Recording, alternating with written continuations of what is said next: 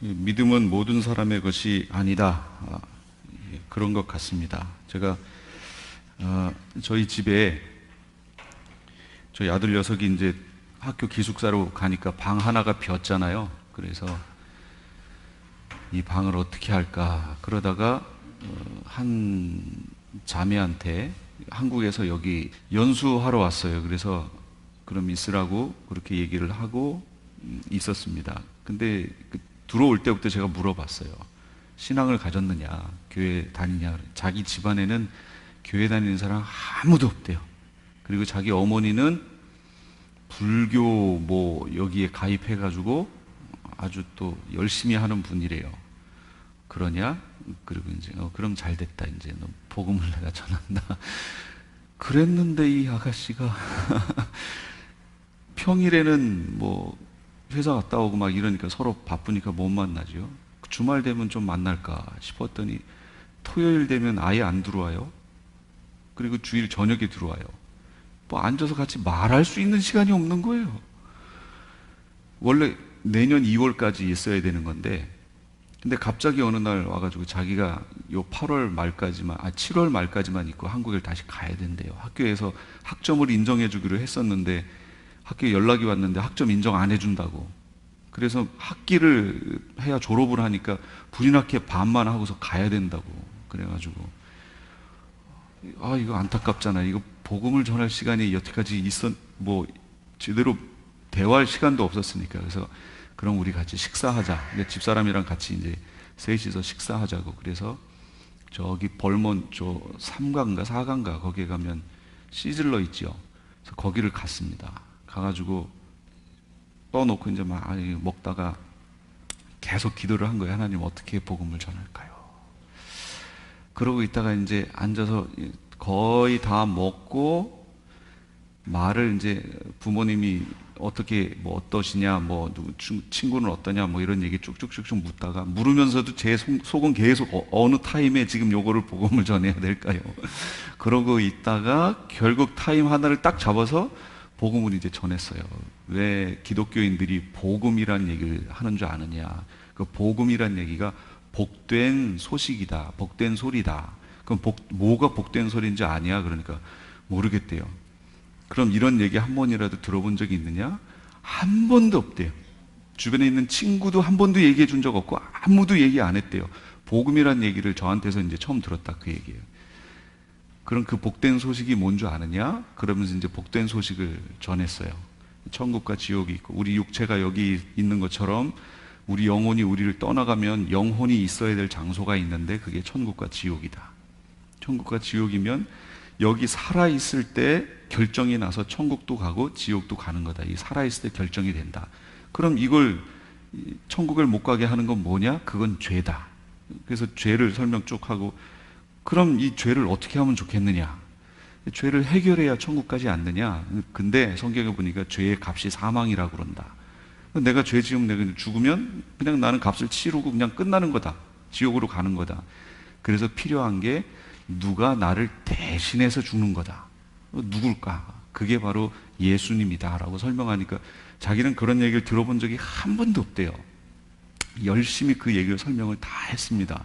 그리고 마지막에 이제 너한테 달렸다고. 네가 그것을 네 마음속에 정말로 받아들이면 너는 지금 천국 가기로 결정이 되는 거라고 설명을 다 했어요. 그랬더니 이제 생각해 보겠다고. 지금 따라서 네가 혼자 기도하기 힘드니까 나를 따라서 기도하면 내가 잘 설명을 할 테니까 그대로 따라 기도하면 된다고.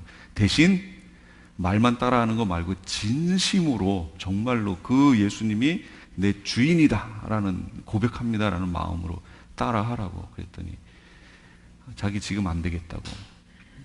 그래서 그때 느꼈어요. 믿음은 모든 사람의 것이 아니구나. 그러면서 이제 기도하는 거예요. 주님, 이제 저는 씨를 뿌렸습니다. 그리고 이 자매는 한국으로 갑니다. 저는 만날 시간이 있을지 없을지도 모르겠고, 근데 이제 소망을 하는 거예요, 하나님께. 어제 이제 금요일 날 와서 기도하는데, 하나님 씨를 뿌렸으니까 이제 그 씨가 그 자매 속에서 자라나게 해 주옵소서. 근데 저는 소망이 하나 있습니다. 나중에 이 자매가 어떻게 해서 저를 딱 만났는데 그때 전해줬던 그것 때문에 내가 예수 믿고 지금 구원 얻어서 지금 이렇게 하고 있다고 하는 그거 듣는 거 소원이라고. 그렇게 어제 기도를 하고 끝냈습니다. 그러면서도 계속 느끼는 거예요. 아, 믿음은 모든 사람의 것이 아니구나. 내가 내 마음대로 믿었기 때문에 예수님 영접해서 내가 천국 백성, 하나님 백성 된 거지. 절대 그렇지 않습니다. 이건 하나님이 우리에게 오셔서 먼저 작용하셨기 때문에 내가 그렇게 된 거지, 내가 무슨 잘났다고 그걸 받아들였다? 그건 어림도 없다, 그 얘기예요. 성령이 오셔서 작용하시기 때문에 우리가 그 안에서 반응이 아멘 하고 나오는 거지요. 믿음은 모든 사람의 것이 아니구나라는 것을 또 한번 확인을 했습니다. 또 오늘도 그런 얘기로 한번 시작을 해볼까 해요. 오늘은 7 교회 얘기에 대해서 할 겁니다. 7 교회. 계시록 2장과 3장에 나와 있는 7 교회 얘기입니다. 이 7 교회 얘기를 하려면 어떤 부분을 터치하고 들어가야 되냐면 구원론에 대해서 터치를 해야 됩니다. 구원론이 잘못되면 2장, 3장을 해석할 수가 없습니다. 이건 정말이에요. 2장, 3장을 해석할 수가 없고 상징 이런 식으로 해석을 하게 되는 거예요. 그럼 구원론을 다시 제가 맨 뒤에 가서 다시 한번 하겠지만 한번 앞부분을 점검을 좀 해볼게요. 구원의 출발, 바울 서신의 내용이지요. 행함으로가 아니라 오직 무엇으로요? 믿음으로. 구원의 출발은 오직 믿음이에요. 그럼 그 믿음이 그러면은 뭐냐, 그 얘기죠. 인간의 자유의지, 이 구원의 출발에 있어서 전혀 작용하지 않습니다. 제가 아까 그 자매에게 이렇게 얘기했죠. 이제 자매의 선택에 달렸다고 얘기는 했지만, 그렇게 얘기는 했지만, 만약에 내 의지로 선택하는 것이 구원과 관계가 있다면, 그럼 구원에 있어서 내 공로가 들어가요, 안 들어가요? 내 선택이 구원과 작용한다면 내 공로가 구원에 대해서 들어가요, 안 들어가요? 들어가지요. 내 선택에 의해서 좌지우지 된다면, 그럼 내가 선택했기 때문에 구원 얻은 거지 라고 얘기할 수 있잖아요. 제 입장에서는 내 공로가 들어간다, 그 얘기예요. 그러나 구원에는 내 공로가 하나도 안 들어갑니다. 전혀 안 들어가요. 오직 하나님의 은혜예요. 내가 내 의지로 아멘, 네, 예수님은 나의 주인이십니다 라고 반응할 수 있는 것, 그것도 뭐라고요? 그것도 하나님의 은혜라고요. 그게 바람이 임의로 불매 어디서 와서 어디로 가는 것을 알지 못하는 것처럼 성령으로 난 사람도 그렇다, 그 얘기예요. 성령이 언제 오셨어요? 모르겠는데요. 성령이 어떻게 오셨어요? 모르겠는데요. 근데 뭐가 있어요? 바람이 있어요. 움직여요. 나라는 나무가 예전에는 꼿꼿이 서 있었는데 그 성령의 바람이 부니까 흔들려요. 내가 반응을 보였다, 그 얘기예요. 복음을 듣고 어제 그 자매는 아멘을 안 했죠. 안 받아들였죠. 그러나 어느 순간인가 언젠가는 그 자매가 그 얘기를 다시 한번 묵상하고 이제 씨가 뿌려졌으니까 하나님이 어떻게 작업하시겠죠. 그것에 대해서 그때 가서야 하고 반응했다는 얘기는 그때 성령님이 그 자매를 구원하기로 그 시간으로 결정을 하셨던 거예요. 그때로. 그건 하나님께 달린 거예요. 내가 아멘 했기 때문이 아니고. 그러나 그것이 표면적으로 우리에게는 나타날 때는 어떻게 나타나요? 아멘 하는 것으로 나타나니까 그렇게 표현이 돼 있는 거예요. 그러나 실상은 하나님의 은혜다라는 겁니다. 은혜기 때문에 그런 거예요. 그러면 한번 볼까요? 너희가 그 은혜를 인하여 믿음으로 말미암아 구원을 얻었나니 이것이 너희에게서 난 것이 아니요 하나님의 선물이라. 행위에서 난 것이 아니니 이는 누구든지 자랑치 못하게 하려 함이라. 구원이라는 것이 어디에서 났어요? 이것이 너희에게서 난 게 아니고 하나님의 선물이라는 거예요. 나에게서 그 어떠한 요소도 발견할 수 없다, 그런 얘기입니다. 그렇다면 제가 여기 FF, M, N 이런 거 써놨잖아요. 이게 뭐냐? 이거는 헬라어에서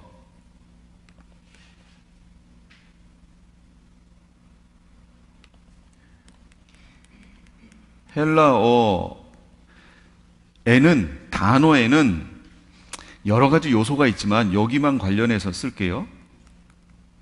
명사에는 성, 수, 격이 있습니다. 격은 우리가 잘 아는 것처럼 주격이냐, 소유격이냐, 또는 속격이냐, 역격이냐, 그 다음에 목적격이냐, 뭐 호격이냐, 부르는 거, 이런 걸 얘기하는 거죠. 이거 다 아시는 거. 수는 단수냐, 복수냐, 그거 얘기하는 거예요. 성은 남성이냐, 여성이냐, 중성이냐, 그거 얘기하는 겁니다. 우리말에는 성이 없습니다. 그러니까 거의 없어요. 거의. 아예 없는 거는 아니에요. 근데 거의 없고, 주로 우리가 욕할 때, 요럴 때는 성이 좀 나타납니다. 어떤 욕은 여성을 가리치는 욕이 정확하게 있잖아요. 어떤 건 남성이고. 또 하나 남아있는 거 있습니다. 대명사 속에 그의, 그녀의, 뭐 이런 식으로 요 정도만 있지, 실제 우리 언어 속에는 성이 그리 많지 않습니다. 그러나 헬라어에는 이 성이 살아 있습니다. 그래서 여기 보시면 이것이라고 하는 지시대명사가 있죠. 이 지시대명사는 남성, 여성, 중성 다 표현할 수 있어요. 근데 여기서 N이라는 건 중성을 얘기하는 거예요. 그래서 중성으로 이것 그랬어요. 그러면 우리말 같으면 너희가 그 은혜를 인하여 믿음으로 말미암아 구원을 얻었나니 이것이 너희에게서 난 것이 아니요. 그러면 우리말 같으면 이것이 표현하는 게 그 위에 뭐예요? 뭐라고 정확하게 이거라고 얘기할 수 있어요? 은혜라고 얘기할 수도 있잖아요. 은혜 너희에게서 난 것이 아니요. 믿음 너희에게서 난 것이 아니요. 구원 너희에게서 난 것이 아니요. 다 얘기할 수 있죠. 근데 헬라어는 이게 정확하다, 그 얘기예요. 그래서 내가 지금 중성으로 이것 했으면 그 이것이 표현하는 게 그 위에 중성 명사로 정확하게 있습니다. 그러면 그 중성 명사가 이것이 가르친 거예요. 정확하게. 그런데 안타깝게도 여기에 보시면 은혜는 여성, 믿음도 여성, 구원은 남성이에요. 그러니까 이것이 말하는 중성 명사가 위에는 없다, 그 얘기예요. 그러면 어떻게 된 거냐? 이럴 경우에는 위에 문장 전체를 받은 거예요. 문장. 너희가 그 은혜를 인하여 믿음으로 말미암아 구원을 얻은 것, 이것은 너희에게서 난 것이 아니요 하나님의 선물이라, 그런 뜻입니다. 그러니까 은혜로 인해서 그것 때문에 믿음으로 말미암아 구원을 얻은 것, 이 모든 것은 다 하나님의 선물이에요. 내가 어떻게 했기 때문에 I know, 그거는 아니에요. 다 하나님의 선물이다, 그 얘기예요. 그러니까 우리의 구원은 하나님의 선물. 근데 중요한 건 이거죠. 그러면 성화의 과정은 어떻게 되냐, 그 얘기예요. 성화의 과정. 하나님의 은혜, 맞습니다. 성령을 통해서 우리에게 하나님의 은혜가 주어집니다. 계속해서. 그러나 여기에 나의 행위, 삶이라는 것이 들어간다, 그 얘기예요. 그래서 하나님의 은혜로 우리를 이끌어 가시는 성령, 그 성령을 따라 사는 삶, 따라 사는 거, 순종하는 거, 이것이 반드시 작용해야 성화의 삶을 이루어갈 수 있다, 그 얘기입니다. 그러나 여기서 또 중요한 거 놓치시면 안 돼요. 구원의 출발, 그걸 우린 칭의라고 얘기할 수 있죠. 의롭게, 나는 원래 안 의로운데 의롭다라고 칭해 주시는 거, 무엇 때문에? 예수 그리스도 때문에 나를 의롭다라고 칭해 주시는 거, 이신칭의, 이신득의. 그러니까 믿음 때문에, 믿음으로 인해서 의롭다고 해 주신 것, 이것은 우리 구원의 출발입니다. 그건 맞아요. 근데 이제 출발했으니까 이제 끝. 자, 다음부터는 성화. 여태까지는 이렇게 봤어요, 신학이. 근데 아닙니다. 거기서 끝나면 안 됩니다. 이 칭의라고 하는 출발이 성화와 동전의 양면과 같아요. 그래서 이 칭의가 없으면 이 성화는 무너져 버린다, 그 얘기예요. 언제나 같이 갑니다. 오늘도 같이 가고요, 내일도 같이 가요. 그래서 내가 믿음 안에 있는가 너희 자신을 시험하여 보라 라고 얘기하시는 거예요. 오늘도 칭의를 통해 그리고 성화를 이루어가고, 내일도 칭의를 통해 성화를 이루어가고, 계속 이게 같이 가는 겁니다. 따로 분류할 수 없다, 그 얘기예요. 여태까지는 이걸 따로 분류할 수 있다라고 생각했어요. 제가 MDB 졸업 논문이 그 내용이었다고요.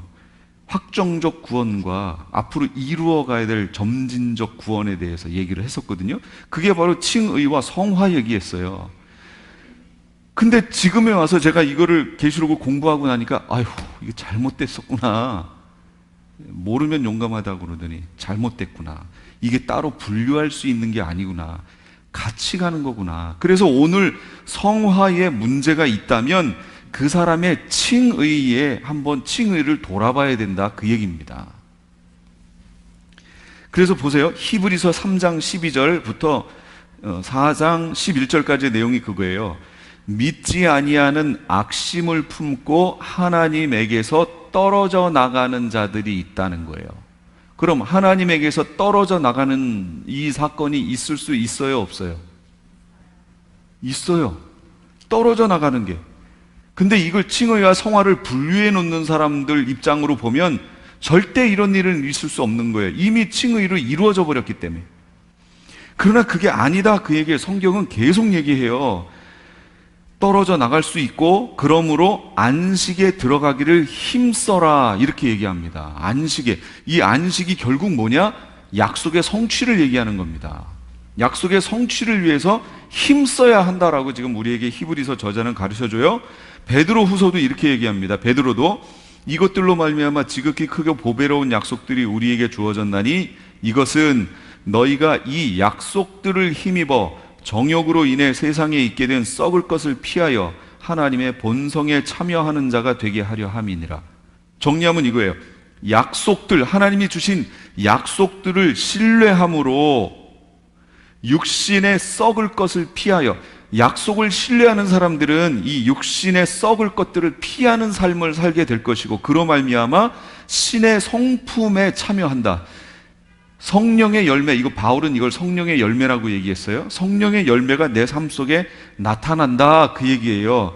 그렇게 되면, 이 신의 성품이 나타나면 이것들이, 베드로후서 1장 8절, 이것들이 너희 안에 있어 풍성하면, 신의 성품이 풍성하면, 바울로 얘기하면 성령의 열매가 풍성하면 그것들이 너희가 우리 주 예수를 아는 것에서 빈약하거나 열매를 맺지 못하는 자가 되지 아니하게 하려니와. 그러니까 신의 성품이 풍성하면 그리스도를 아는 지식이 풍성해지고 열매를 맺게 되는데, 그렇다면 베드로후서, 제가 거기다 성경을 안 썼는데 베드로후서 1장 11절 결론이 그거예요. 베드로후서 제가 찾아드릴게요. 1장 11절. 이같이 하면, 어떻게 하면 그리스도를 아는 지식이 풍성해지고 열매를 풍성히 맺으면, 신의 성품에 참여하게 되면 우리 주 곧 구주 예수 그리스도의 영원한 나라에 들어감을 넉넉히 너희에게 주시리라. 아니 하나님 나라 들어가는 거 그냥 쑥 들어가는 거 아니에요? 근데 성경을 보니까 들어감을 넉넉히 주신대요. 넉넉히. 그럼 넉넉히 들어가지 못하고 간신히 들어가는 이들도 있다는 얘기죠. 예, 그때 부활 얘기할 때 보세요. 부활 다 똑같은 거 아니에요? 아니었잖아요. 더 좋은 부활을 얻고자 하여 라고 그랬잖아요. 부활도 더 좋은 부활이 있는 것처럼 하나님 나라에 들어감도 넉넉히 들어가는 자가 있는가 하면 넉넉지 못하게 들어가는 자도 있다, 그 얘기입니다. 성경이 그걸 얘기하는 거예요. 그러니까 천국에 가는 걸 다 똑같다라고 생각하시면 안 된다, 그 얘기입니다. 신의 성품에 참여해야 되고 그리스도를 아는 지식이 풍성해야 되고 그 다음에 열매가 풍성해야 된다, 그 얘기입니다. 그래야 넉넉히 들어갑니다. 만약 그렇지 못하면 들어가지 못할 자도 있다, 그 얘기입니다. 자, 이제 7교회로 들어가 볼게요. 7교회에 대한 견해, 여러 가지 견해가 있어요. 당시 소아시아 7교회다, 초대교회 시대의 모든 교회다, 각 시대별 모든 교회다, 전 세계에 흩어진 모든 교회다, 마지막 종말 시대의 교회다. 해석하는 방법은 간단합니다. 계시록 2장 7절, 11절, 17절 쭉 여기에 보시면 교회, 예를 들면 에베소 교회의 사자에게 편지하라 라고 에베소 교회에다가 열심히 설명한 다음에 결론적으로 7절에 가서 뭐라고 얘기하시냐면 귀 있는 자는 성령이 교회들에게 하시는 말씀을 들을지어다, 이렇게 얘기했어요. 그러면 이거 무슨 얘기예요? 7교회는 그 교회 내지는 초대교회의 당시의 7교회 내지는 뭐 그런 게 아니고 모든 교회를 얘기한다라는 걸 알 수 있지요. 모든 시대의 모든 교회, 그리고 이 시대의 우리 교회에 대해서 지금 말씀하고 있는 것이다 라는 걸 알게 된다, 그 얘기입니다. 그래서 에베소 교회의 얘기를 듣고 이 지적을 받으시고 어떻게 하셔야 돼요? 우리에게 적용을 해야 된다, 지금 나에게 적용을 해야 된다, 그 얘기입니다. 자, 그러면 에베소 교회로 한번 가볼게요. 첫 번째, 에베소 교회, 예수님의 등장 모습이 7별과 금촛대입니다. 무슨 얘기냐면 오른손에 7별을 붙잡고 7 금촛대 사이를 거니시는 이가 이르시되, 이건 무슨 표현이냐면 7별을 붙잡고, 7별이 뭐였어요? 주의 사자들이었지요. 주의 사자, 주의 사자라고 번역된 1장 끝에 부분, 7별의 비밀과 7 금촛대니 7별은 7교회의 사자요 그랬어요. 사자, 앙겔로스. 이것은 앙겔로스의 원뜻은 뭐라고 그랬어요, 제가? 그렇죠. 소식을 전하는 자가 원뜻이에요. 소식을 전하는 자. 그러면 천계에서 소식을 전하는 자면 누구예요? 천사. 이 땅에서 소식을 전하는 자면 주의 종들이 되겠죠.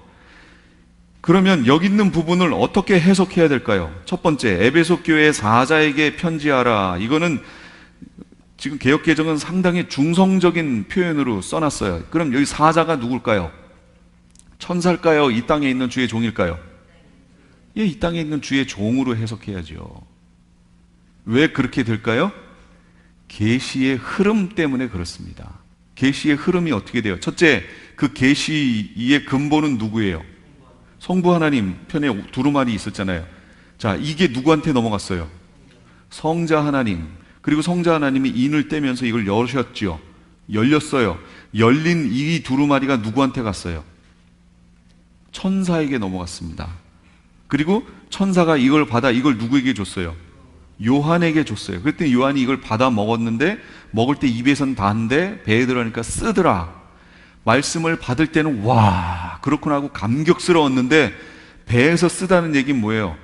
소화해 내기가, 삶으로 옮겨내기가, 실천하기가 지극히 힘들다, 그걸 얘기하는 거예요. 지금 이 계시록의 말씀을 들으니까 와, 내가 몰랐던 와 대단하다, 이런 말씀들이 있었네 했는데 이것을 진짜로 신뢰하고 삶으로 실천해 내려니까 이거 쉽지 않습니다.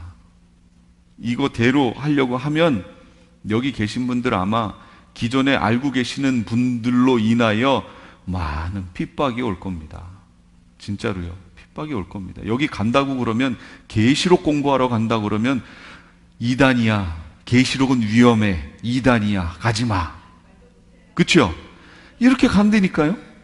그리고 그렇게 했는데, 가는 것도 그런데 이걸 듣고 이제 이거대로 실천하고 준비해야 된다고 만약에 해보세요. 완전히 이제 속된 표현으로 돌았군. 이렇게 갑니다. 진짜로요. 저희 지금 교회 이전을 두고 지금 기도하고 있어요. 근데 싸고 공간도 많고 하는 데가 나왔어요. 근데 거기 결정을 안 했습니다.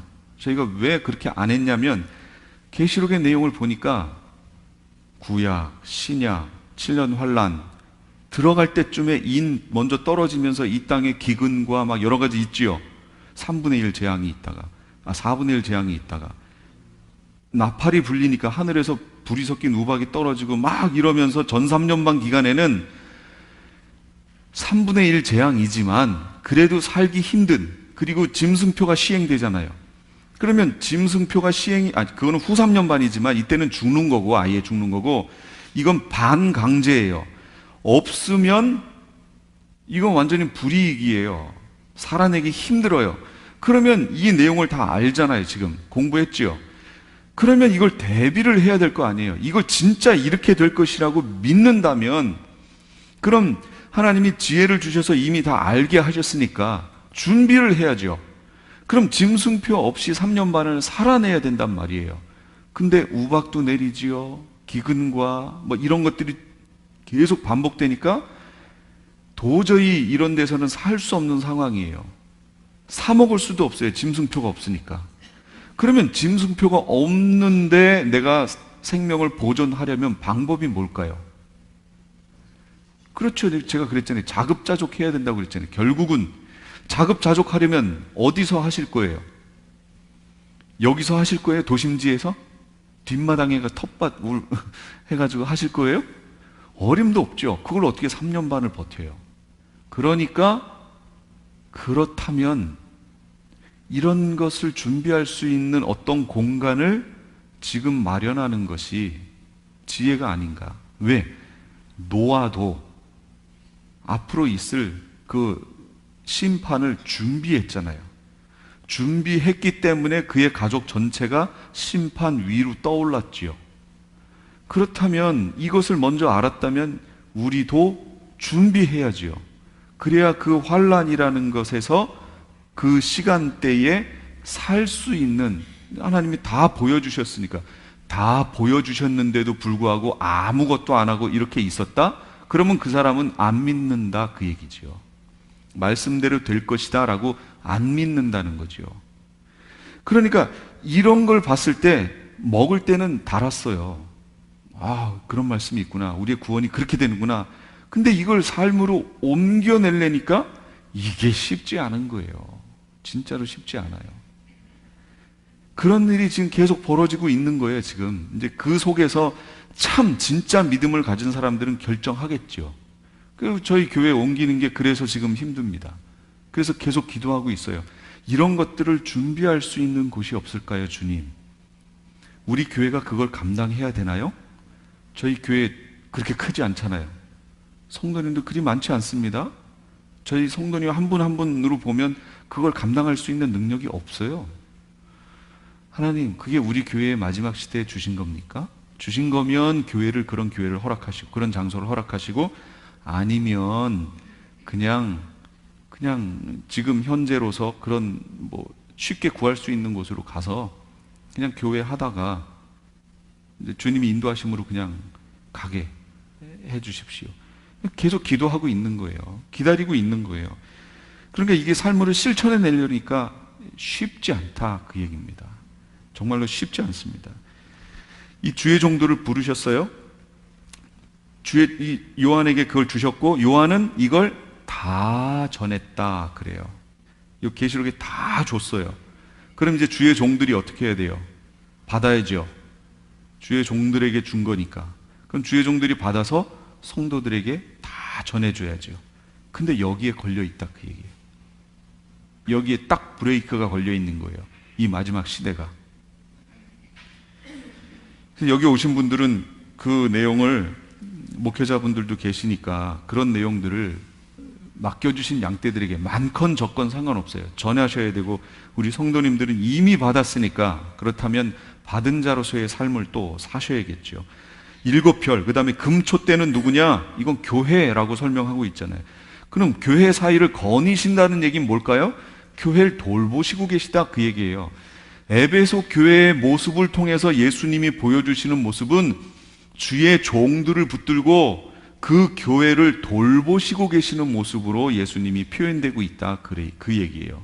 그런 예수님이 이 에베소 교회를 칭찬하십니다.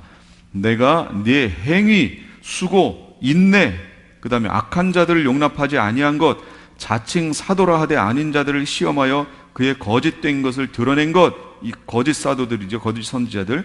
내가 참고 참았어요. 내 이름을 위해 견디고 게으르지 않은 것. 와, 이 정도 믿음이면 이거 칭찬받을 만 하지요. 마지막 시대에 이런 교회 찾기도 힘듭니다.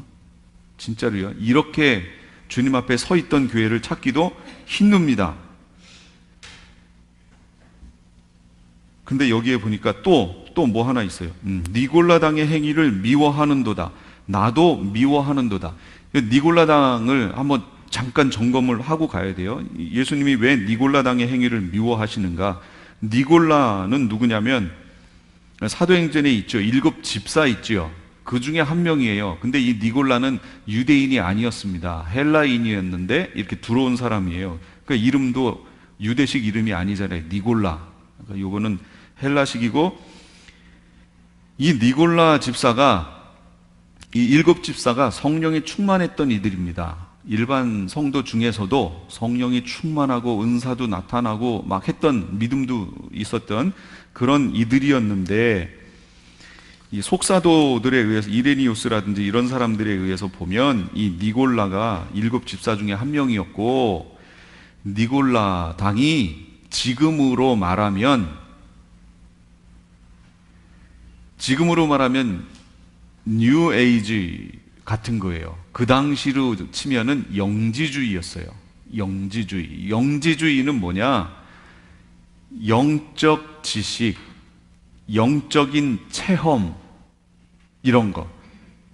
그런 것을 가지고 있으면 자기는 구원을 쉽게 설명하는 거예요. 영적인 지식, 뭐냐면 영적인 체험, 예를 들면 방언이라든지 신령한 것들, 그런 현상들을, 영적인 것들을 체험하면, 경험하면 이 사람은 구원 얻은 것이다. 그게 있어야 구원 얻은 것이다. 그럼 그게 없으면 구원 못 얻은 것이다.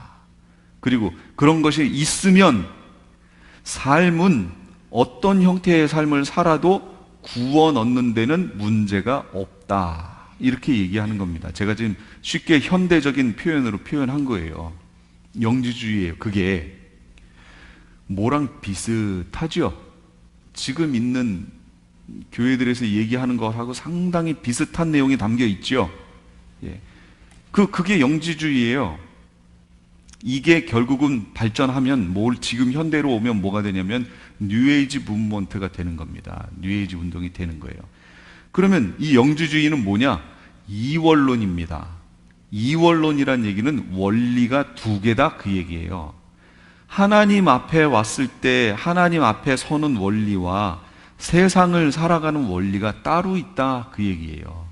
그래도 영지만 있으면 나는 구원 얻는다, 그 얘기예요. 상관없다, 그 얘기예요. 그러니까 교회에 와서는 거룩한 사람인 것처럼 교회 멤버로서의 생활을 하겠죠. 그러나 이걸 딱 벗어나서 교회 밖으로 딱 나가는 순간 이 사람은, 저 사람이 교회 다니는 사람 맞아? 그래도 상관없다, 그 얘기입니다. 제가 아주 노골적으로 표현한 겁니다. 그런 삶을 얘기하는, 그러니까 원리가 2개다. 그래서 이원론이다, 그 얘기예요. 그러면 현대 교회를 한번 돌아보세요. 현대 교회가 이 이원론에 빠져 있지 않나요? 교회 안에 들어와서는 거룩한 척 하는데 교회 밖을 딱 벗어나는 순간 저 사람이 교회 다니는 사람 맞아? 그런 삶 사는 사람들 많잖아요. 오래간만에 만났는데 교회 안에서 무슨 행사 때문에, 연합 행사 때문에 만났어요. 교회 다녔어? 이러면 문제라고 그랬죠. 그럼 그 사람이 어떻게 살았다는 거예요? 하나님 나라 원리로 밖에서 살지 않고 세상 원리로 똑같이 살았다, 그 얘기입니다. 아니, 교회 다녔어?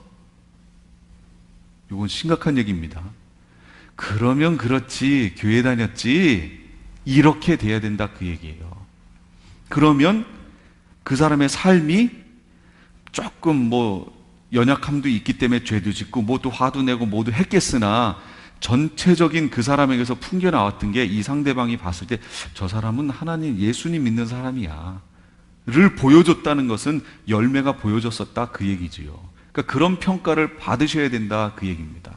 그런 평가, 그런 삶을 사셔야 되는데, 니골라는 바로 그 이원론으로 살았습니다. 그리고 결국 이들에 의해서 적그리스도, 그러니까 예수 그리스도가 하나님의 아들이심을 부인하는 것, 그게 적그리스도의 영이다 라고 요한일서에 설명하고 있지요. 요한이 그 영지주의가 그거예요. 그거, 예수 그리스도가 영으로 오신 걸 부인하는 것. 이게 왜 그러냐면, 보세요, 영지주의자들은 영은 거룩하다라고 얘기합니다. 육은 이건 속되다 라고 얘기해요. 그냥 결정된 거예요. 영은 거룩한 거고 육은 속된 거예요. 그런데 어떻게 거룩하신 하나님이 속된 육체를 입고 여기를 오느냐? 속된 육체를 입는 순간 그분은 속되다, 그 얘기예요. 그러니까 절대로 육체를 입을 수 없다 라고 얘기하는 거예요. 그래서 요한이 지적한 거예요. 예수 그리스도가 육체로 이 땅에 오신 것을 부인하는 영마다 적그리스도의 영이니라, 그렇게 얘기한 거예요. 근데 실제로 오셨어요, 안 오셨어요? 오셨잖아요. 근데 영지주의자들은 안 된다, 거룩하신 분이 육체를 입고 이 땅에 나타나면 안 된다라고 얘기하는 게 그들의 교리예요. 그래서 영지만 있으면 되는 거예요, 영적인 지식. 우리는 어차피 육에 속되잖아요.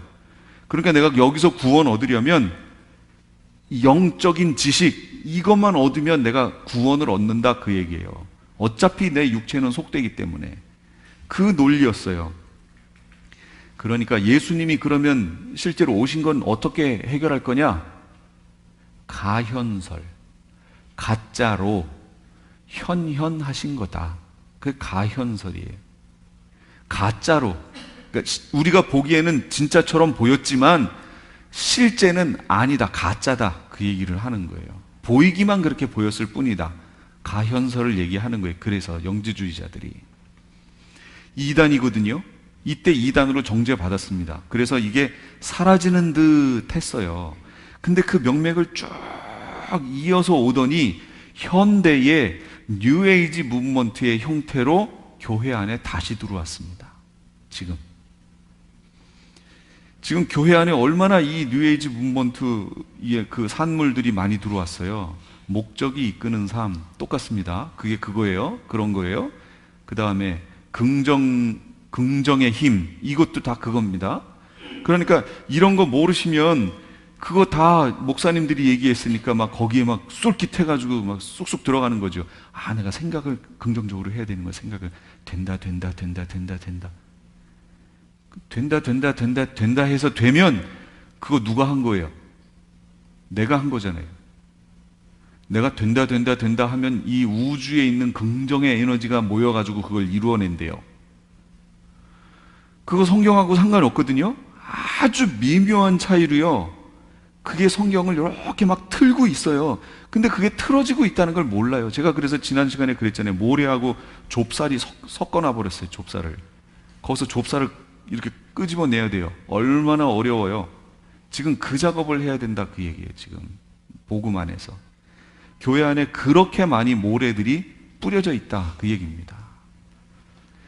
이 니골라, 이거 예수님이 미워하신대요. 근데 이 에베소 교회도 미워했대요. 아, 너무 잘했죠. 근데 뭐라고 얘기하시냐면, 이거 보세요. 그러나 4절, 너를 책망할 것이 있나니, 그러시잖아요. 책망할 것이 있대요. 뭐예요? 처음 사랑을 버렸느니라, 이렇게 얘기하십니다. 처음 사랑. 처음 사랑을 버렸다. 현대어 성경은 나를 처음만큼 사랑하지 않는다, 예수님 처음 영접하시고 불이 났을 때 그때 어떠셨어요? 그 교회가 얼마나 멀든 상관없었고 그게 몇 시가 됐든 상관없고 그냥 뛰쳐나가서 교회 예배 참석하고 기도하고 좋아하셨었잖아요. 근데 언제부턴가 연륜이, 신앙생활의 연륜이 쌓이면 쌓일수록 이제 이유가 생기기 시작하셨죠. 그러면서 지금 그렇게 하는 이들을 보면 뭐라고 그래요? 나중에 가서 나도 왕년에는 이러시잖아요. 그러면 그분 지금 이거에 해당하는 거예요. 나도 왕년에는 이라고 하시면 지금은 안 그렇다 그 얘기 아니에요. 그러니까 그분 처음 사랑을 버린 겁니다. 예수님 처음 만났을 때의 모습이 아니다 그 얘기예요. 그런 에베소 교회와 같은 책망을 받으신다 그 얘기입니다. 그렇다면 여기에 있는 이 사랑이 뭘까요? 사랑. 우리말과 헬라어가 다른 점이에요. 틀린 점이 아니라 다른 점이 뭐냐면 우리말은 그냥 사랑하면 되는데 헬라어에는 이게 표현이 다 다르다 그 얘기입니다. 아가페가 있고 필레오가 있고 뭐 에로스가 있고 여러 가지가 있잖아요. 그럼 여기서 이 사랑은 뭐로 되어 있을까요? 아가페로 되어 있습니다. 그렇다면 고린도전서 13장에 네가 천사의 말과 사람의 방언을 할지라도 사랑이 없으면 할 때 그 사랑은 뭘까요? 그게 아가페입니다. 그러니까 고린도전서 13장에 사람의 방언 천사의 말 할지라도 사랑이 없으면 소리나는 굴이 꾀가니 내가 예언하는 능력이 있어 모든 비밀, 모든 지식을 알고 모든 산을 옮길 만한 믿음이 있어도 사랑이 없으면 아무것도 아니고 모든 것으로 구제하고 내 몸을 불사르게 내줄지라도 사랑이 없으면 아무 유익이 없느니라. 아니 내가 사랑이 없이 내 몸을 불사르게 내줄 수 있어요? 근데 성경을 보니까 사랑이 없이 불사르게 내줄 수 있대요. 그러면 우리식으로 우리가 갖고 있는 단어에 대한 정서로 얘기하면 이 말은 틀린 말이에요. 사랑이 없이 몸을 불사르게 내가 스스로 내준다? 그런 경우는 글쎄요. 그렇다면 여기서 말하는 사랑이 뭔지를 봐야죠. 이건 아가페 사랑입니다. 아가페. 아가페는 무슨 사랑이에요? 신이 우리를 사랑하신 그 사랑 얘기하는 거예요. 완전한 사랑, 무조건적인 사랑 얘기하는 겁니다. 그러면 그게 예수님을 처음 영접했을 때 그 사랑이 있었다는 거예요. 우리 속에. 조건 따지지 않고 시간 따지지 않고 거리 따지지 않고 우리가 그냥 열심을 내며 갔던 그게 있었다는 거예요. 우리 속에. 근데 지금은 점점 그게 점점 커져야 되는데 점점 약해지고 있다 그 얘기죠. 그걸 지금 에베소 교회를 통해 지적하시는 거예요. 그걸 놓고 보면 조금 이런 생각 안 드세요? 아니 주님 좀 너무하신 거 아니에요? 제가 신도 아닌데 신의 위치에 있는 그 사랑을 저부로 하나님께 대해서 하라고 그러시니 주님 좀 너무하신데요? 우리 입장에서 충분히 그럴 수 있지 않나요? 그럴 수 있어요. 제가 신도 아니잖아요. 제가 하나님도 아니고 육체를 입고 또 있고 연약함 속에 지금 있고 이런데 어떻게 그런 사랑을 저에게서 끝까지 원하시나요? 그렇다면 이게 뭘 말하는 걸까요? 뒤에도 나오지만 뭘 얘기하는 거냐면 온전함을 원하시는 거예요. 온전히 거룩함을 원하시는 겁니다. 우리에게. 우리는 여태까지 어떻게 받았어요? 복음을? 예수 그리스도를 믿고 구원을 얻었다. 이제 후로의 삶은 상급과 관계 있고 어차피 우리는 육체 속에 섞였기 때문에 포함되어 살기 때문에 삶이 온전할 수 없다라는 걸 스스로에게 되뇌이면서 그렇게 사는 것에 대해서 스스로를 합리화했었잖아요. 그러면서 우리가 살아왔죠. 근데 성경은 그게 아니다 그 얘기예요. 그럼에도 불구하고 하나님은 끝까지 거룩할 것을, 끝까지 온전할 것을 우리에게 원하신다 그 얘기예요. 끝까지. 누구 앞에 설 때까지? 인자 앞에 설 때까지. 끝까지 거룩하고 끝까지 온전해야 된다라는 걸 계속 얘기하시는 거예요. 그러니까 우리에게 필요한 은혜가 뭐죠? 그래서 따라오는 은혜가 사죄의 은혜, 회개의 은혜가 그래서 따라오는 겁니다. 예, 우리는 육체에 속했어요. 온전하지 못해요. 어떻게 우리가 온전히 거룩하겠어요? 내가 신이 아닌 이상. 살다 보면 화도 내고 실족도 하고 실망도 하고 넘어지기도 하고 하지요. 그거 우리가 그렇다는 거 주님이 아실까요? 모르실까요? 아시지요? 그러니까 회개의 은혜를 허락하셨다. 그래서 회개함으로 삶을 돌이키면 네가 거룩하고 온전하다라고 주님께서 인정하시겠다는 거예요. 우리 그렇다는 거 아세요? 그래서 내가 회개의 은혜를 주니까 그 회개의 은혜를 가지고 그 은혜 속에서 살며 계속해서 회개하고 그 약속의 자리까지 와라. 그러면 네가 그렇다라고 내가 인정해 줄게, 그 얘기예요.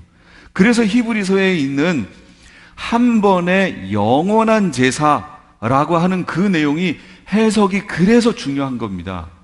히브리서의 한 번의 영원한 제사, 그 부분을 한번 볼게요. 한 번의 영원한 제사 10장 12절 히브리서. 오직 그리스도는 죄를 위하여 그러니까 한 번의 영원한 제사를 드리시고 하나님 우편에 앉으사라고 했어요. 그러면 제가 이 영원한이라는 것을 두 가지로 해석할 수 있습니다. 뭔지 한번 맞춰보세요. 1번, 한 번으로 영원한 제사를 끝내버렸어요. 죄 사함을 얻으려면 뭘 해야 돼요? 제사를 드려야죠. 피의 제사를 드려야 죄가 용서받지요. 근데 여기서 예수님이 한 번에 영원한 제사를 드리셨대요. 그럼 여기서 영원한 제사가 의미하는 게 뭐예요? 첫 번째, 나의 과거와 현재와 미래의 모든 죄를 한 번의 제사로 싹 용서해 버리셨구나. 이게 1번. 2번, 그게 아니고 한 번의 영원한 제사란 옛날 구약 같은 경우는 죄 지을 때마다 제사했죠. 지을 때마다 제사했어요. 이렇게 용서를 구했어요. 양 잡아서. 근데 여기 한 번의 영원한이라는 거는 한 번으로 영원히 효력을 발생하는 제사. 내가 죄를 지었어요. 그러면 그 죄에 합당한 제사를 하나님께 드려야죠. 드려야 되는데 예수님의 그 한 번의 제사가 더 이상 제사를 할 필요 없이 제사를 드리는 것과 같은 효과를 내는 영원히 효과를 발생하는, 효력을 발생하는 제사를 한 번으로 끝내버렸다. 두 가지 중에 뭐예요? 여태까지 교회들은 어떻게 이해했냐면 1번으로 이해했던 거예요. 예수 그리스도를 영접하는 순간 나의 과거, 현재, 미래의 모든 죄가 한꺼번에 용서되는구나. 한꺼번에 용서됐으니까 오늘 내가 죄를 지어도 이 죄는 어떻게 된 거예요? 이미 용서된 거예요. 내일 죄를 졌어요. 이미 용서됐어요. 그러니까 구원 얻는 데에는 문제가 없다라고 얘기하는 겁니다. 그게 아니고 여기서 한 번의 영원한 제사라는 얘기는 한 번으로 영원히 효력을 발생하는 제사를 드렸다, 그 얘기예요. 예수님의 한 번의 제사가 오는 모든 세계에 반복해서 드리지 않아도 되는 효력을 발생하는 제사를 드렸다, 그 얘기입니다. 그래서 예수 그리스도를 영접할 때 죄에 대한 고백을 하면 과거와 그때까지의 죄가 용서받지요. 근데 그 다음 날이 되면 내가 여전히 죄를 또 져요. 그러면 회개하면 원래는 제사가 있어야 되는데, 구약 같으면. 근데 예수님의 그 한 번의 제사가 효력을 발생해서 여전히 회개할 수 있고 그 다음 날도 여전히 효력을 발생한다, 그 얘기입니다. 그래서 계속해서 회개해야 된다.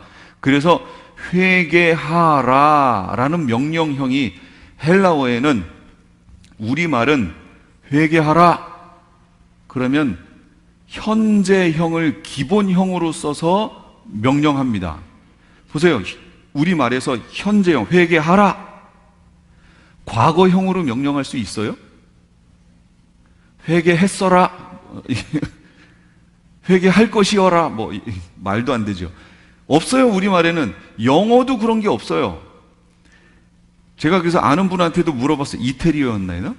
이태리어도 그런 거 없어요. 없어요. 없어. 과거든 미래든 명령형이 없어요. 다 현재형으로 명령해요. 근데 헬라어는요, 신기하지요? 과거, 현재, 완료형으로 명령을 할 수가 있습니다. 그러면 그것들은 시간을 나타내는 게 아니고 동사의 행태, 형태, 행동의 이 양상을 나타낸다라는 걸 알 수 있어요. 무슨 얘기냐면 과거형으로, 헬라어의 과거형으로 회개하라라고 명령을 했어요. 그럼 그걸 뭐랑 똑같냐면 우리말에서 우리가 현재형을 기본형으로 해서 회개하라 이렇게 얘기하죠. 이거랑 똑같은 거예요. 과거, 부정과거라고 하는데 헬라어에서는 부정과거 동사를 써서 회개하라 그러면 우리말에 현재형으로 우리가 그냥 기본형으로 쓰는 회개하라 이거랑 같은 의미예요. 같은. 자, 요건 1대1로 끝났어요. 이제 우리말에 없는 거 얘기할게요. 헬라어에서 현재형으로 회개하라 라고 얘기하면 이건 무슨 의미냐면 계속해서 회개하라 그 얘기예요. 계속해서. 회개가 단회적이 아니라 계속 회개는 반복적이다 라는 것을 얘기하는 거예요. 그걸 설명할 때 현재형으로 회개하라 라고 하는 거예요. 그러면 완료형, 현재 완료형으로 회개하라 라고 명령하면 이건 뭐냐? 회개한 상태를 지금 회개하고 그 회개한 상태를 계속해서 유지해라 그런 의미예요. 그러니까 우리말에는 다른 언어들에는 없는 표현이 헬라어에는 들어갔다 그 얘기예요. 그러면 성경에서 회개하라, 예수님이 회개하라 천국이 가까웠느니라 라고 하실 때 그 회개하라를 과거형으로 했을까요? 현재로 했을까요? 현재 완료로 했을까요? 뭘로 했을 것 같아요? 예수님이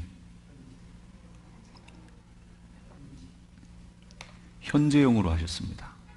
그 얘기는 뭐지요? 계속해서 회개하라 이 얘기잖아요. 벌써 그것만 알았어도 회개는 단회적이다 라는 말이 잘못됐다는 게 벌써 나오지요. 회개는 단회적이라고 얘기하면 안 됩니다. 그건 잘못된 겁니다. 그거는 원어의 의미를 전혀 모르고 말한 거예요. 회개는 계속적입니다. 그러나 성경에 보면 또 회개하라, 과거형으로 회개하라 쓴 것들이 있어요. 그거는 뭐랑 같다고요, 의미가? 우리말에 회개하라, 그거랑 같아요.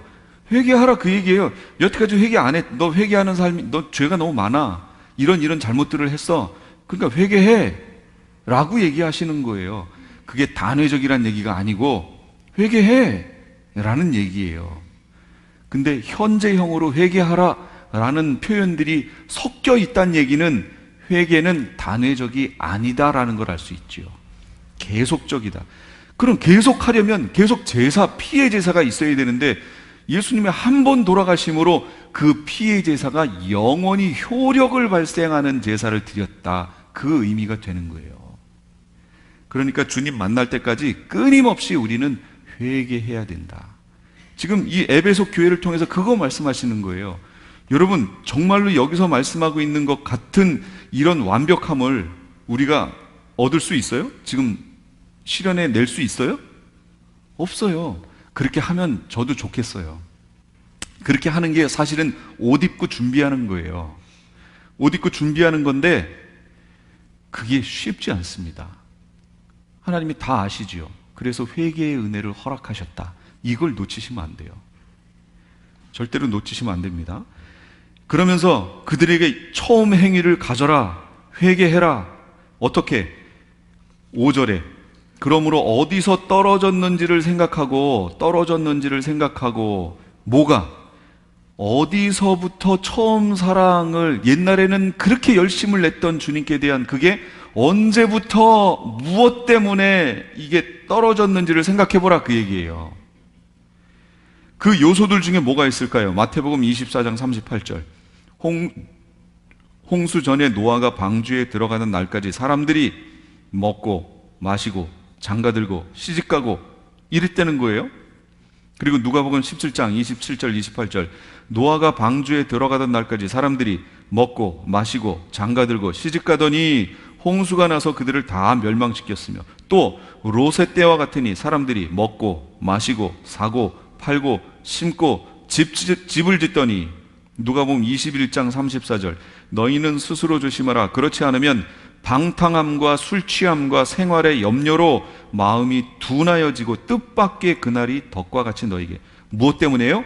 생활의 염려. 그러니까 우리가 처음 사랑을 놓치게 만들었던 요소가 뭐냐? 여러 가지가 있겠지만 혹시 생활의 염려가 아니냐? 그 얘기예요.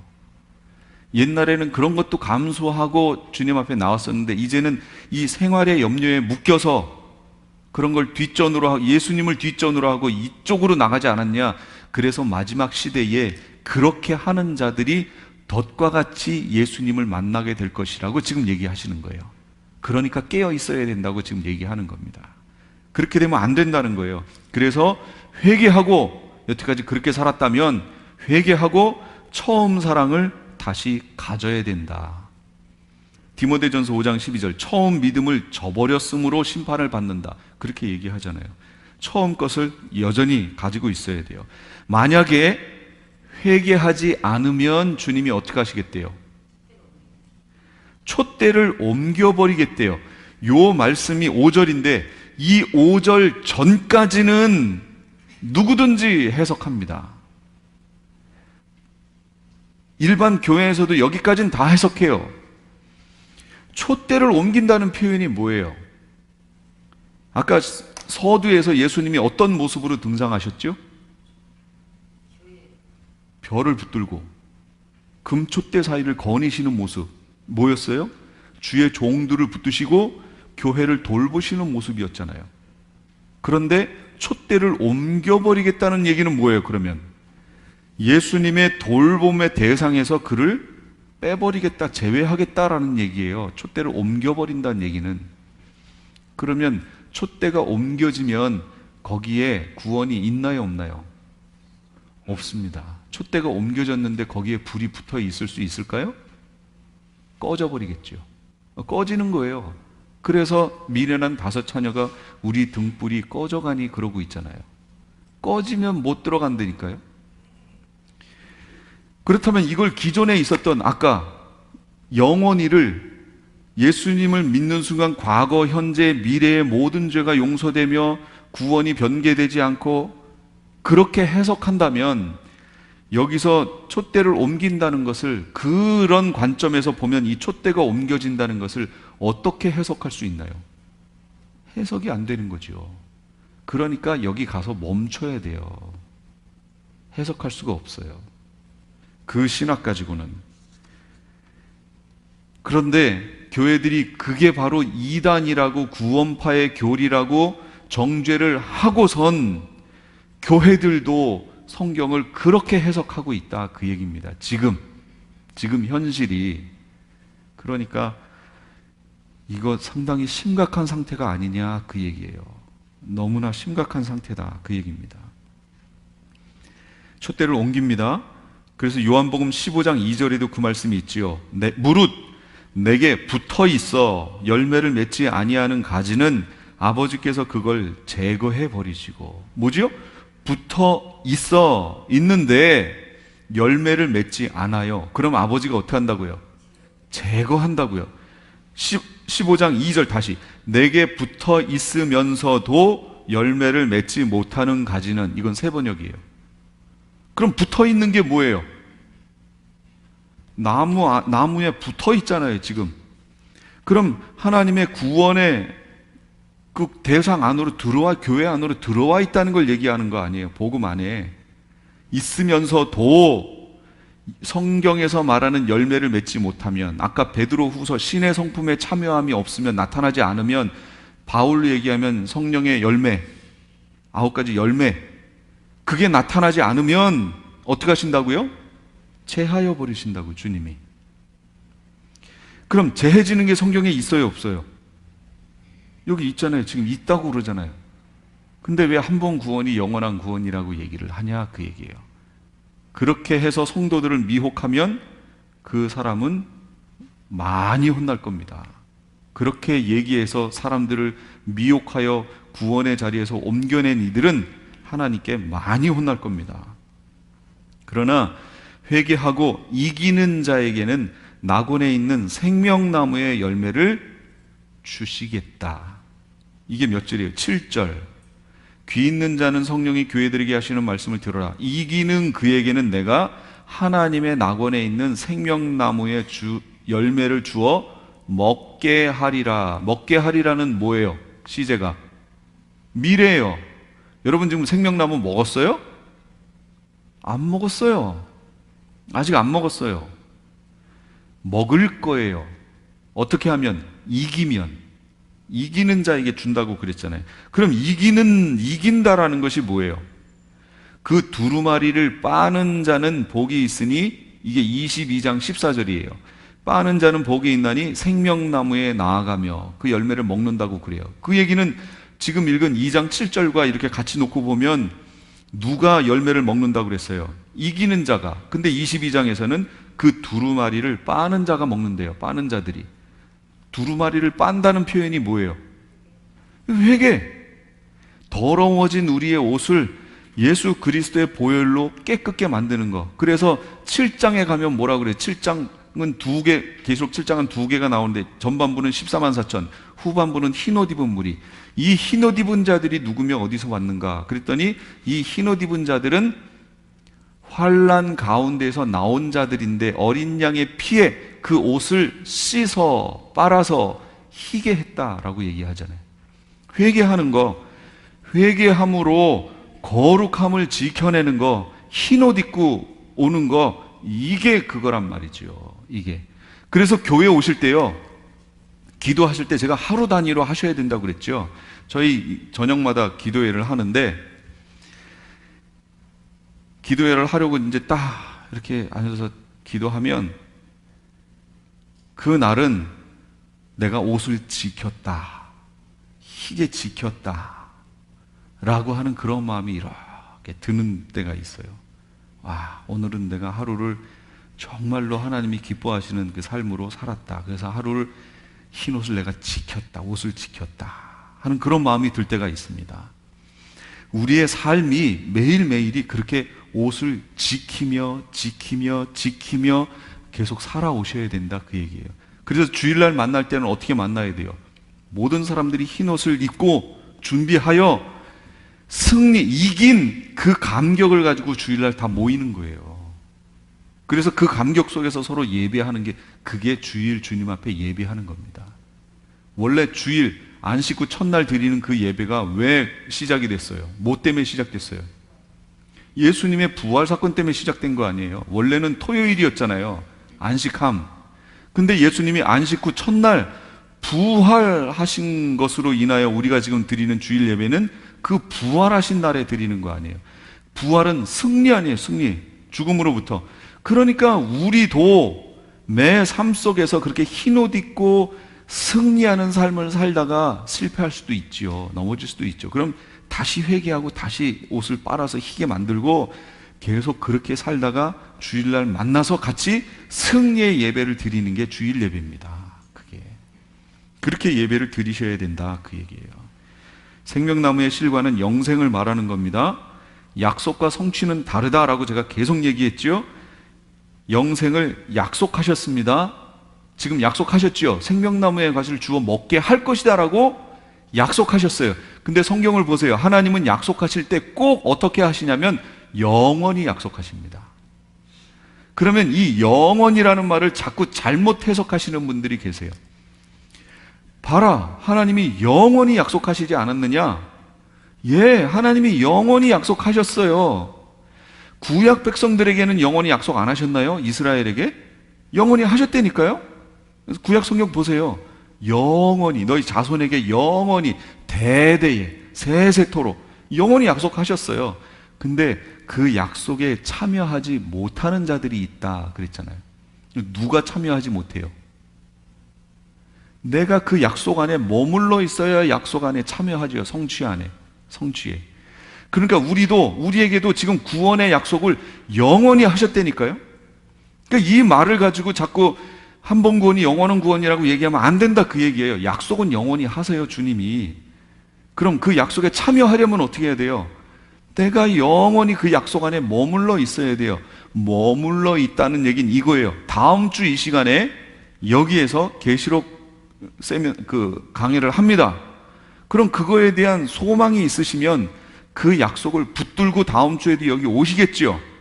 근데 그렇게 하려고 처음에는 마음을 먹었는데 중간쯤 가니까 갑자기 이거보다 본인 생각에 더 좋은 뭐가 생겼어요. 갑자기 생겼어요. 그래가지고 이 시간에 10시에 여길 안 오고 거기로 가버리셨어요. 그러면 그분은 여기에서 하기로 한 약속, 10시부터 하기로 한 계시록 강의에 대한 약속의 성취를 보셨나요? 안 보셨나요? 못 봤죠. 성취는 그거라는 거예요. 하나님의 성품에서 나는 영원히 약속한다. 맞습니다. 하나님은 약속하시면 변개하시는 분이 아니에요.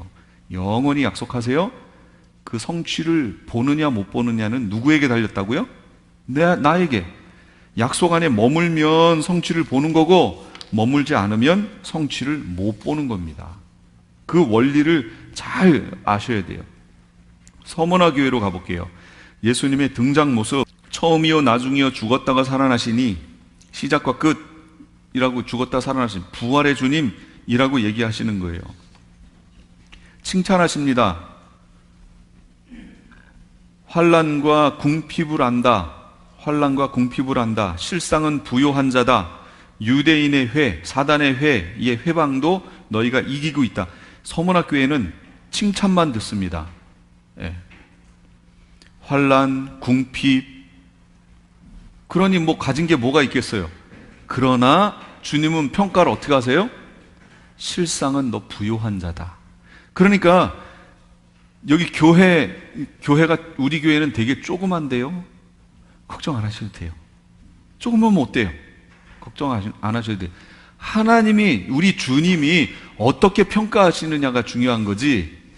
대형 교회라고요? 몇천 명, 막 10,000명, 막 20,000명 모이는 거, 그거 하나님 앞에 부러워하실 거 하나도 없습니다. 정말이에요? 부러워하실 거 하나도 없습니다. 예전에는 부러웠어요.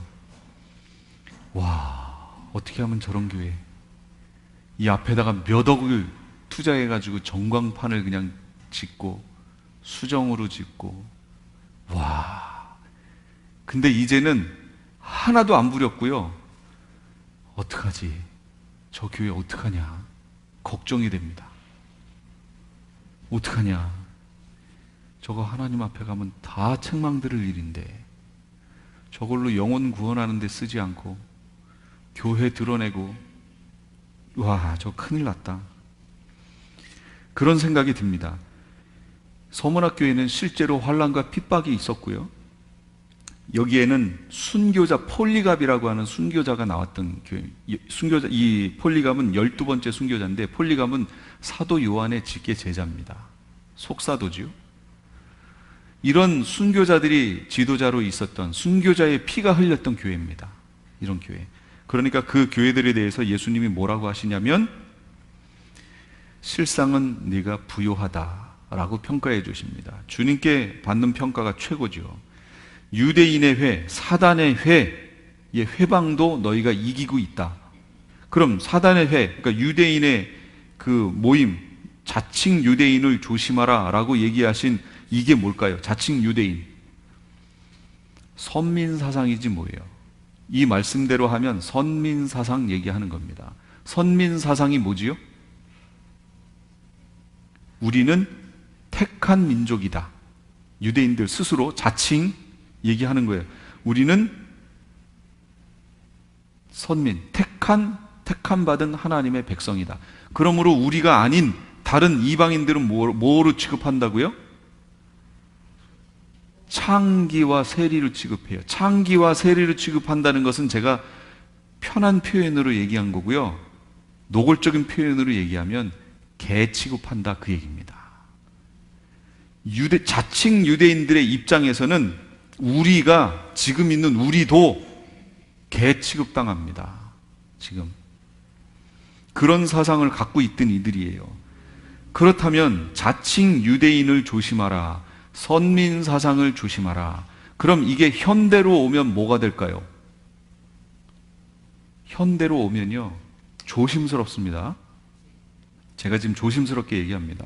현대로 오면 유대인들이 가졌던, 우리는 하나님께서 택한 민족, 나는 택함 받은 사람, 뭐랑 똑같지요? 나는 택함 받은 사람, 내 이름은 생명책에 이미 기록되어 있고 내가 어떻게 살아도 나는 생명책에서 이름이 흐리지 않고 나는 구원을 얻는다 라고 생각하는 사람들, 그거 조심하라, 그 얘기입니다. 유대인들이 그렇게 살았잖아요. 그러니까 문제라고 지금 계속 제가 이 부분을 통해서 그 관점을 가지면 여기 계시록을 해석할 수 없다라고 지금 얘기하는 겁니다. 그래서 너무 안타깝다, 지금 그 얘기를 하는 거예요. 이런 신학적 사상. 그래서 마태복음 3장 9절에 속으로 아브라함이 우리 조상이라고 생각하지 말라. 이거 누가 한 건 줄 아세요? 세례 요한이 한 겁니다. 속으로 아브라함이 우리 조상이라 생각하지 말라. 그러면 믿음의 조상이 누구예요? 아브라함. 그럼 지금 크리스찬들이 어떻게 생각해요? 우리 믿음의 조상은, 나의 믿음의 조상은 아브라함이다. 똑같이 지금 생각하고 있는 거예요. 똑같이 하고 있어요, 지금. 그리고 복음 안에 서 있지 못한 거예요.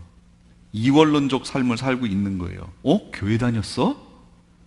이렇게 살고 있는 거예요, 지금 크리스찬들이 상당히 많은 수가. 그렇다면 그분들은 정말로 제가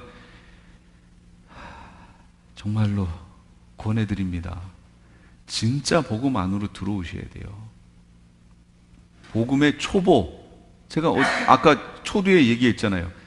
전혀 한 번도 못 들어본 그 자매에게는 제가 예수 그리스도를 영접하면 그러면 하나님의 백성이 되고 천국에 갈 수 있습니다 라고 얘기하지만, 그건 진짜 믿음의 초보고, 한 번도 안 들어봤다고 하니까 제가 그렇게 설명한 거고, 이제 복음 안에 들어온 이들에게는 제가 뭘 설명할 것 같아요? 그러므로 형제들아, 하나님의 모든 자비하심으로 너희를 권하노니 너희 몸을 하나님이 기뻐하시는 거룩한 산제사로 드리라. 이는 너희의 드릴 영적 예배니라. 이거 설명할 거라고요. 그 다음에는 한 번도 안 들었으니까 예수를 영접해야 하나님 백성이 되니까 그거 얘기한 거고, 근데 교회들이 거기서 딱 멈춰 있어요. 복음의 원리가. 그렇게 해서 이 자매가 만약에 복음 안으로 들어왔다면 저는 그 다음에는 이제는 어떻게 해야 되냐면 삶으로, 삶 속에서 주인이라고 영접했던, 고백했던 그 삶을 살아내야 된다라고, 그걸 제가 설명할 거예요. 그걸 설명해야 됩니다. 그 복음 안으로 들어가야 돼요. 그 사이에 실패할 수 있나요? 예, 잠깐 넘어질 수 있어요. 기도해야죠. 그래서 회개해야죠. 그리고 다시 서야죠. 권고하십니다. 장차받을 고난 두려워하지 말아라. 그리고 죽도록 충성해라. 죽도록 충성하라는 얘기는 상징적인 얘기가 아니에요. 죽는 자리에까지 가서도 부인하지 말고 충성해라, 그 얘기하는 거예요, 실제로. 그래서 이 서문학 교회에선 순교자들이 많이 나왔습니다. 그들에게 약속하신 거예요. 뭘 약속해요? 생명의 면류관, 둘째 사망의 해를 면할 것이다. 둘째 사망이 불못이라는 거 아시죠? 그래서 면류관을 이제부터는 사모하는 삶을 사셔야 됩니다. 면류관, 스테파노스, 생명의 면류관, 자랑의 면류관, 의의 면류관, 영광의 면류관, 면류관을 구하시는 삶을 사셔야 됩니다. 버가목 교회, 예수님의 등장 모습, 좌우에 날성 검을 가지시니, 검은 뭐지요? 말씀. 성경에서 검은 말씀이에요. 거기 에베소서, 히브리서 쫙 제가 설명해 놨습니다. 그리고 이 교회에 대해서 칭찬하십니다. 사단의 권자가 있는 곳에서 충성된 증인 안디바의 순교 장면을 보면서도 예수의 이름을 굳게 잡고 믿음을 배반하지 않았다. 이 교회도요, 똑같이 순교자, 버가목 교회도 순교자들이 있는 그 순교하는 그 광경을 내 눈앞에서 봤어요. 나도 예수 믿는다라고 고백하면 그 상황에서 어떻게 되는 거예요? 나도 순교하는 거지요. 그런 환경 속에 있는 교회였다는 거예요. 그래서 예수 이름을 그 상황에서도 굳게 붙잡고 믿음을 배반하지 않았대요. 칭찬받을 만 하지요. 근데 책망을 받습니다. 너희 중에 발람의 교훈을 지키는 자들이 있도다, 이렇게 얘기합니다. 그럼 발람의 교훈이 뭐냐? 이게 거짓 가르침, 속임, 미혹이라고 하는 거예요. 발람이 뭐예요? 모압 땅에 이스라엘 광야를 거쳐서 가는데 모압 땅을 거쳐서 이렇게 가게 되니까 그 왕 발락이 선지자 발람을 불러다가 발람으로 하여금 저 이스라엘 민족을 저주하게 시킵니다. 그래서 여기 가서 보고 저기 가서 보고 볼 때마다 발람이 뭐라고 그래요? 할 수 없다라고 얘기를 하죠. 그러나 성경을 자세히 보니까, 다른 성경 구절들을 통해서 보니까 발람이 발락에게 한 가지 꾀를 줍니다. 하나님의 백성을 자기 입으로 저주할 수 없다. 그러니 저들을 타락시킬 수 있는 방법은 저들의 삶을 건드리면 된다. 어떻게 해요? 우상의 재물을 먹게 하면 저들은 무너진다 라는 꾀를 줍니다. 그랬더니 모압 그 지경에 머물러 있을 때 모압 여자들이, 이거 참나, 그래서 신앙의 적이 있죠.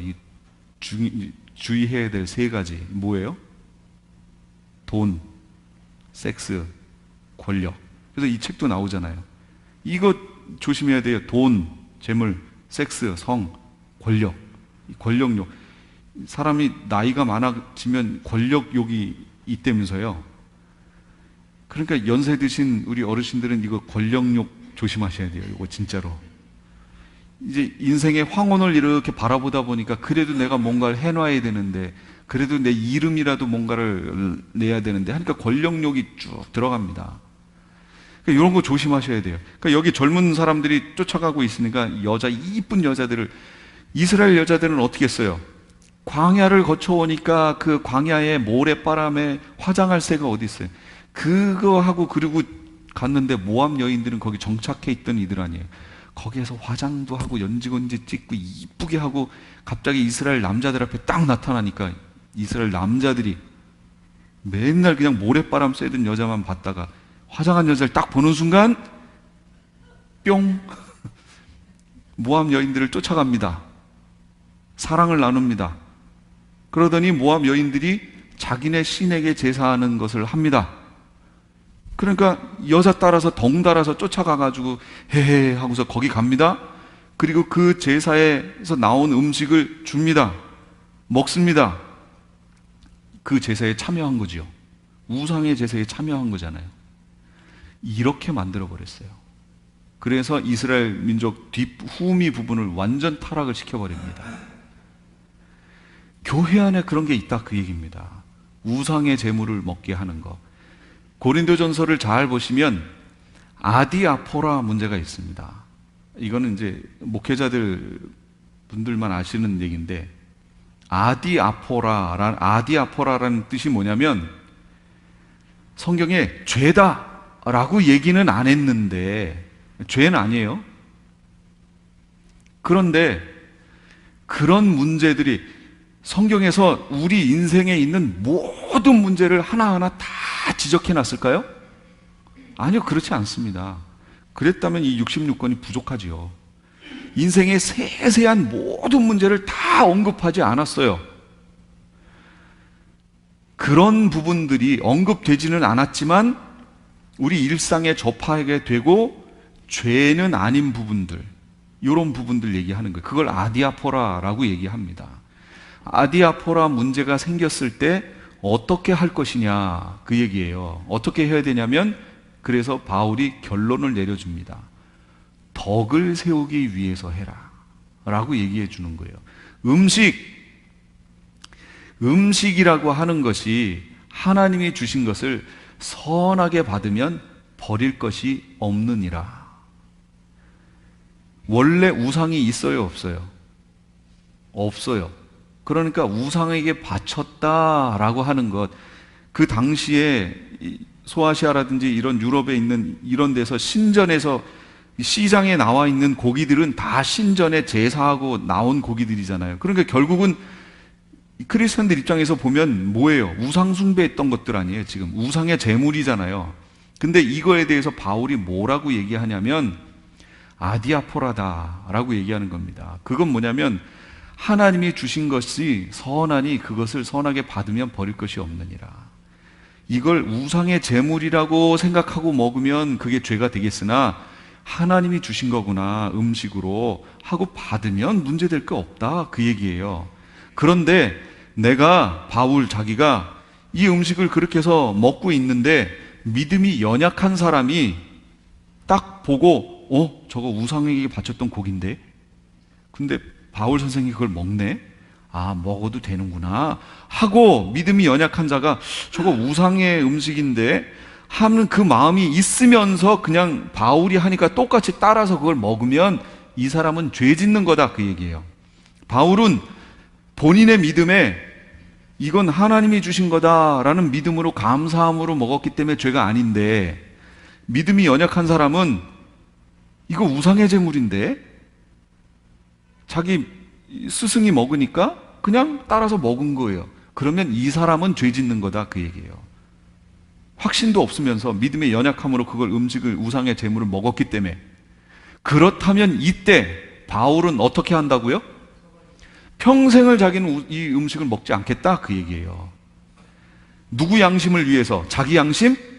아니요. 연약한 자들의 양심을 위해서 자기는 그들을 죄짓게 하는 일을 하지 않겠다 그 얘기예요. 무슨 얘기예요?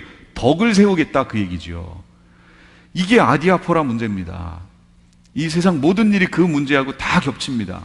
할 수 있어요. 어떤 사람들은 자기는 믿음이 성숙하니까 자기 교회 안에서 그런 사람들 많지요. 자기는 신앙의 연조가 좀 있고 그러니까 자기는 뭐 이거 해도 상관없어. 어디 왜 교회가 어디로 야외 예배를 가고 그랬는데 멀리 가가지고 왜 집사님, 장로님, 권사님들이 막 술 마시고 오고 저쪽 돌멩이 바위 뒤에 가가지고 서로 이 정도는 괜찮다고 자기들은 믿음이 충만하다고 말도 안 되는 얘기를 하고 있어요. 그러고 있죠. 그러면 믿음이 연약한 자들이 그걸 딱 보면 어떨까요? 시험에 들겠죠. 실제로 있어요. 그 교회 안에 있습니다. 없지 않아요? 그러면 그 사람들을 물어보면 이거 하나님이 주신 것이니 그렇게 얘기할 수 있지요. 있지만 그 사람은 뭘 모르는 거예요. 뭘 몰라요? 바울이 했던 얘기를 다시 들어보세요. 바울은 누구의 양심 때문에? 연약한 자들의 양심 때문에 그들을 죄짓게 하지 않기 위하여 평생을 고기를 먹지 않겠다라고 얘기하는 거예요. 그렇다면 우리의 삶도 그래야 되는 게 아니냐 그 얘기예요. 진짜 성숙했다면 그렇게 했어야 되는 거 아니냐 그 얘기예요. 음식점에 갔습니다. 여기 LA는 한 사람 걸르면 다 안 되면서요. 근데 제가 음식점에 가가지고 다 앉아있는 자리에서 괜찮다고 자 술 한 잔씩 괜찮다고 이러고 마실 수 있지요. 근데 여기는 한 사람 걸르면 다 알잖아요. 어디 갔더니 누구 아무개 목사가 거기서 그 같은 모임에서 있으면서 술 마시던데? 그럼 어떻게 될 것 같아요? 이거 완전 끝나는 거죠. 그러니까 믿음이 성숙하다고 얘기하면 자기 양심이 아니라 연약한 자들의 양심까지도 볼 수 있어야 그게 성숙이에요. 그것 때문에 덕을 세우기 위해서 하라 그 얘기예요. 삶을. 그런 모습들이 우리에게 나타나야 된다. 근데 여기 우상의 제물을 먹게 함으로 타락시키는 거죠. 그 일들이 지금 벌어지는 거예요. 행음하게 하고, 그러니까 이것도 잘 보세요. 구원받았으므로 이 세상에서 어떠한 행위를 해도 무방하다라고 가르치면 그거 안 된다 그 얘기예요. 그 얘기들을 제가 여기 베드로후서 2장 세상의 더러움을 피한 후에 다시 그 중에 얽매이고 지면 그 나중 형편이 처음보다 더 심하리니 의의 도를 안 후에 구원받은 후에 받은 거룩한 명령을 저버리는 것보다 알지 못하는 것이 도리어 그들에게 나으리라. 성경 이렇게 얘기하잖아요. 지금 야고보서는 세상과 벗된 것이 하나님과 원수됨을 알지 못하느냐? 그런즉 누구든지 세상과 벗이 되고자 하는 자는 스스로 하나님과 원수되는 것이다. 베드로후서 2장 15절 그들이 바른 길을 떠나 미혹되어 부올의 아들 발람의 길을 따르는도다. 미혹되는 거. 지금 이 첫 번째 인이 떼질 때 흰말 사건이 뭐예요? 미혹이라고 그랬잖아요. 지금 세상에 미혹이 많습니다. 여기 오신 성도님들은요, 내 양심뿐 아니라 다른 이의 양심을 위해서도 덕을 세우기 위해 신앙생활을 하셔야 돼요. 그래서 절제하셔야 됩니다. 그런 모습들이 나타나야 돼요. 민수기의 그 발람에 대한 얘기 쭉 나왔습니다. 근데 이 교회에 또 니골라당의 교리를 지키는 자들이 있대요. 또 여기도 이 당시에 영지주의가 쫙 이 초대교회 당시에 퍼졌었거든요. 그리고 그걸 또 지적하는 거예요. 그래서 권고합니다. 회개하라. 만일 회개하지 않으면 내가 속히 너에게 가서 내 입에 검으로 싸우겠다. 검이 아까 뭐라고 그랬죠? 말씀이면 뭐예요? 진리. 네가 알고 네가 성숙하다고 네가 했던 모든 행위들, 그거 진리에 맞는지 내가 다림줄을 너에게 한번 내려보겠다. 수직이 정확히 됐는지 한번 내려보겠다, 그 얘기예요. 그러면 하나님과 싸움의 대상이 된 자가 구원 얻을 수 있나요? 구원 못 얻습니다. 반드시 이 거짓된 게 드러날 것이기 때문에. 그래서 계시록 2장 17절, 이기는 자에게 내가 감추었던 만나를, 우리가 만든 게 아니라 하늘의 신령한 양식 만나를 주고 또 흰 돌을 줄 터인데, 만나라는 건 예수 그리스도가 주시는 생명 양식을 영생을 얘기하는 거고, 흰돌 상급으로서의 승리, 새 신분, 이런 걸 얘기하는 겁니다. 이걸 주시겠다라는 겁니다. 이걸 주시니까 이것에 대해서 우리가 소망을 품고 생활해야겠죠. 한 1, 2분만 쉬고 그 다음에 곧바로 이어서 할게요. 잠시만 쉬겠습니다.